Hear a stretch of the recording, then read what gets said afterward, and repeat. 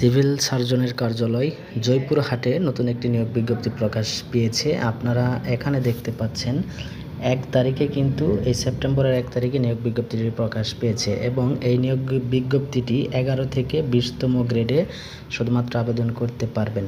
ওকে, তো এখানে আপনাদেরকে বলে রাখি, সিভিল সার্জনের কার্যালয় জয়পুরহাট, এখানে কিন্তু আপনারা আবেদন করতে পারবেন এবং শুধুমাত্র জয়পুরহাটের স্থায়ী যারা বাসিন্দা রয়েছেন তারাই এখানে আবেদন করতে পারবেন। এই জায়গায় কিন্তু সুন্দর করে উল্লেখ করে দেওয়া রয়েছে কারা আবেদন করতে পারবেন। সো যারা জয়পুরের প্রার্থীরা রয়েছে আপনারা কোন কোন পদে আবেদন করতে পারবেন সেটা হচ্ছে এখানে দেখেন।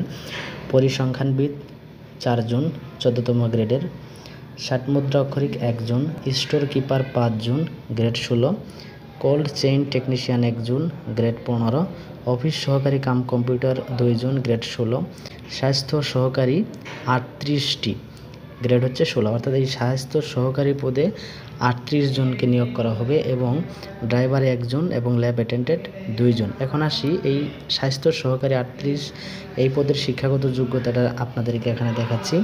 দেখেন, যে কোনো স্বীকৃত বোর্ড হইতে উচ্চ মাধ্যমিক সার্টিফিকেট বা সমমানের পরীক্ষায় উত্তীর্ণ হলে এখানে আবেদন করতে পারবেন। অর্থাৎ শুধুমাত্র এইচএসসি পাস হলে এখানে আবেদন করতে পারবেন। আর বাকিগুলো 1 থেকে এই আপনার 5 নম্বর যে ক্যাটাগরি এগুলো রয়েছে, এগুলোতে আবেদন করার জন্য আপনাদের এখানে সংশ্লিষ্ট বিষয়ে এডুকেশনাল কোয়ালিফিকেশন লাগবে এবং কম্পিউটারের কাজ জানা লাগবে। অবশ্যই কম্পিউটার চালানোর অভিজ্ঞতা থাকতে হবে। আবার কিছু কিছু পদে আপনাদের সেই পদ নিয়ে পড়াশোনা করেছেন, ডিপ্লোমা করেছেন, তাদেরকে অগ্রাধিকার দেওয়া হবে। এবং সর্বশেষ এখানে ড্রাইভারে তো 8ম শ্রেণী পাশে আবেদন করতে পারবেন। আর এখানে ল্যাব অ্যাটেন্ডেন্ট যে পদ সংখ্যা রয়েছে 19তম গ্রেডের, এখানে শুধুমাত্র এসএসসি পাস করলে আপনারা আবেদন করতে পারবেন। এখন আসি আবেদন কিভাবে করবেন। আবেদন করার জন্য আপনারা সরাসরি চলে যাবেন।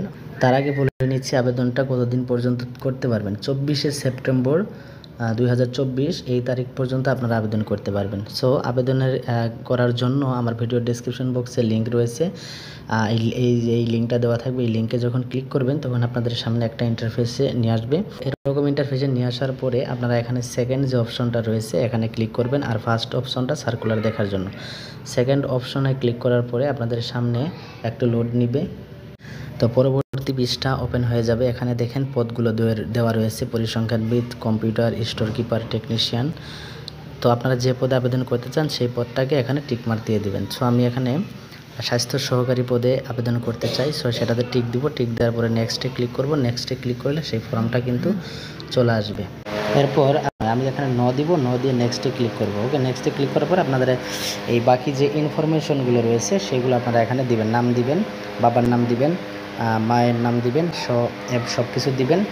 তারপরে আপনাদের জন্ম তারিখ দিবেন, ন্যাশনালিটি দেওয়াই রয়েছে বাংলাদেশি, রিলিজিয়ন দিবেন, জেন্ডার দিবেন, ন্যাশনাল আইডি এখানে দিবেন, বার্থ রেজিস্ট্রেশন দিবেন। তারপরে এখানে দেখেন পাসপোর্ট থাকলে দিবেন, না থাকলে আপনারা দিবেন। না থাকলে কী করেন, এই যেভাবে দিয়ে দিবেন। ওকে, তারপরে যেটাতে নাই সেটা এভাবে দিয়ে দিবেন। সো পাসপোর্ট আইডি দিয়ে দিবেন। সো এভাবে আপনারা এই মোবাইল নাম্বার, আবার পুনরায় সেই মোবাইল নাম্বার, ইমেল অ্যাড্রেস এবং কোটা থাকলে কোটা দিবেন, না থাকলে নাই।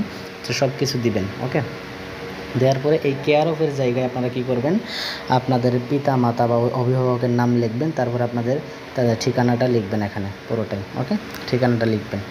আশা করি সব কিছু পাবেন। আর এই ঠিকানাটা যদি আপনাদের পার্মানেন্ট হয় তাহলে এখানে টিকমার্ক দিয়ে দিবেন, মানে একই হলে আর কি, পার্মানেন্ট এবং অ্যাড্রেস, স্থায়ী অ্যাড্রেস একই হলে টিকমার্ক দিয়ে দিবেন। আর এখানে দিবেন এসএসসির ডকুমেন্টগুলো, আপনাদের পরীক্ষা, SSC roll number, group, board result, passing ইয়ার, এই সব কিছু আপনারা দিবেন। এইচএসসিটাও এখানে আপনারা সেম প্রসেসে ফুল করবেন। আর এগুলোর প্রয়োজন নাই, এখানে কোনো কিছু দেওয়া দরকার নাই।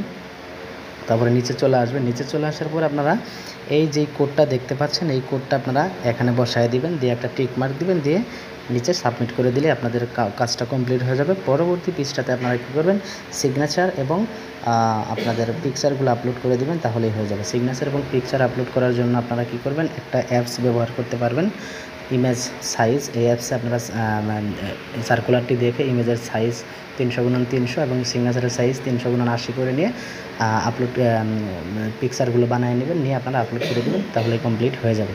সো এভাবে আপনারা আবেদন করতে পারবেন। দেখা হবে পরবর্তী কোনো ভিডিও নিয়ে। ভালো থাকবেন, সুস্থ থাকবেন। আল্লাহ হাফিজ।